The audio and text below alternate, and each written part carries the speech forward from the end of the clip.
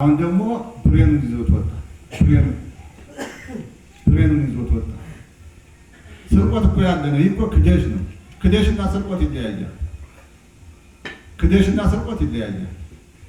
ስርቆት በማህበረሰብ ውስጥ ሊኖር ይችላል። ስግብግብ ነው። ክደሽ ግን ትውልድ የሚያስረግም ትውልድ የሚያስረግም ማለት ነው። በዚህ ውስጥ አልዋታለ ያዘዘው ማን ነው? ሂሳብ አለበት፣ ሴራ አለበት። ታዞ የቀረ እንዲህ ብሎ ሁለተኛ መጥቶ ሳይታሰር ቀርቶ ያነግሯል። ይሰርጎ የገባ ደግሞ መቶ መሪውን ሊያዘው ይችላል።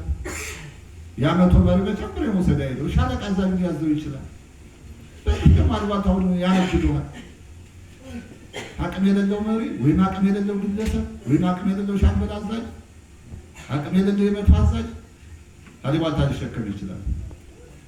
ስለዚህ ይህን ካዲ የገባ ይገባል፣ አልገባ ይዘዋል። ብሬን ይዞ መሸፈት እኮ ከርሞብን ነበር። ይገባል እኮ በየሸሩ ብሬን ይዞ ነበር እና እያለውን ጨምሮ ብሬን ይዞ ነበር።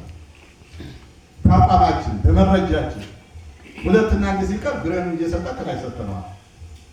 ካርታና ፕላን እየሰጠነዋል። ቦታ ሲጨንቀው እያመጣ የሰጣለን፣ ፊት የሰጣለን፣ እየሸጠ የጠፋል። ስለዚህ የወረዳው ሸጥ ይታወቃል።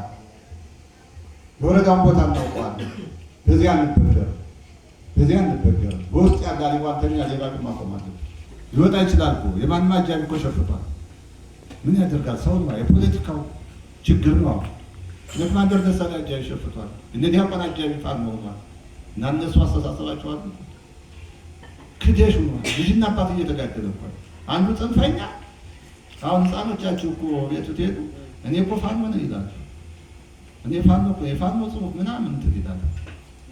ስለዚህ በዚህ ወቅት መንግስት አንድ አቋም መያዝ አለበት እንጂ በውስጣችን ገብቶ ሰርጎ ገብቶ ሊመጣ አይችልም። ይህን 2 ዓመት ስንመጣ አንድ ነው።